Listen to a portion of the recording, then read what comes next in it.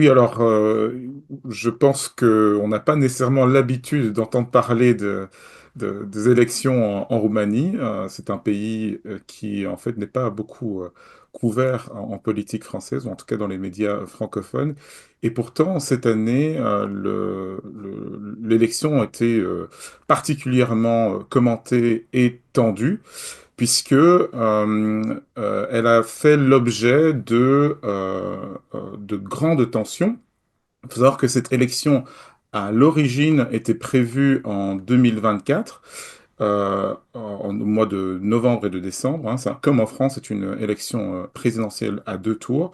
Et il est arrivé quelque chose d'unique à cette occasion, c'est que le candidat principal qui est ressorti vainqueur est un candidat indépendant, qui s'appelle Călin Georgescu, euh, un candidat en fait issu, on peut le dire, de l'extrême droite, avec des positions très tranchées pro-russes et ultranationalistes, avec des velléités qui inquiétaient certains voisins de la Roumanie. Et surtout, c'était un candidat qui était inconnu, pour ainsi dire, jusqu'à quelques semaines avant l'issue du scrutin et qui a été propulsé par les réseaux sociaux, tout particulièrement TikTok. On s'est rendu compte, en fait, très rapidement qu'il y a eu, en fait, une forme de manipulation des algorithmes des réseaux sociaux et que c'est suffisamment en fait pour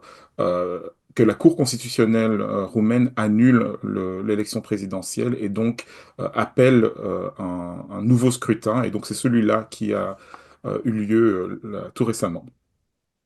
Et finalement, les Roumains se sont ressaisis et ont élu à près de 54% euh, Nicoshor Dan, qui lui est pro-européen. C'est ça, c'est ça. Et ce n'était pas attendu non plus, parce que Georgescu, n'avait plus la possibilité de se présenter, a donné, en fait, a tiré les ficelles de la campagne, et son successeur était donné gagnant jusqu'à assez récemment.